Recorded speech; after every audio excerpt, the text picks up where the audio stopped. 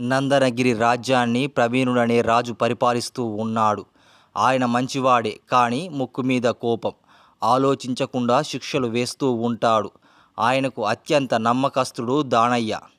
రోజు రాజుగారికి స్వయంగా వంట చేసి వడ్డిస్తూ ఉండేవాడు దానయ్య. ఒకరోజు దానయ్య కొడుకు ఒంట్లో బాగా లేకపోవడంతో తోట పనివారిని వంట చెయ్యడానికి ఉంచి వైద్యుడి దగ్గరికి వెళ్ళాడు దానయ్య. ఆ రోజు రాజుగారికి వేరొకరు భోజనం వడ్డిస్తూ ఉన్నారు. మొదటి ముద్ద నోట్లో పెట్టగానే రాజుగారికి విపరీతమైన కారం తగులుతుంది. దానయ్య ఎక్కడ, వంటలో ఇంత కారమా అని రాజు కోపంతో ఊగిపోతూ ఉన్నాడు.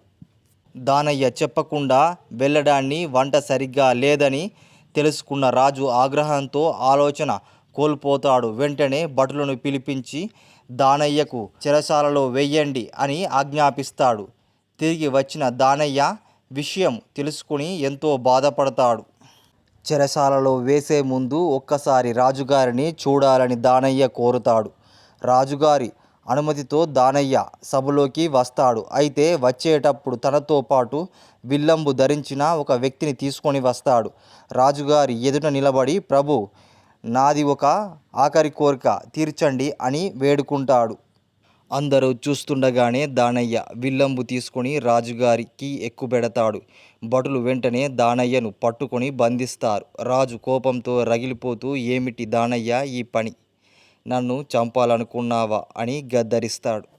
దానయ్య వినయంగా, మహారాజా, కూరలో కారం ఎక్కువైందని చెరసాలలో వేశారని ప్రభువుకు అప్రతిష్ట రాకూడదు. అదే రాజుగారిపై విల్లంబు ఎక్కుపెట్టి అందుకే చెరసాలలో వేశారని లోకానికి తెలిస్తే మీకు గౌరవం పెరుగుతుంది. అందుకే ఇలా చేశాను అంటాడు. తన తప్పు తెలుసుకున్న రాజు దానయ్యకు కౌగిలించుకొని తన ప్రధాన అనుచరుడిగా చేసుకుంటాడు.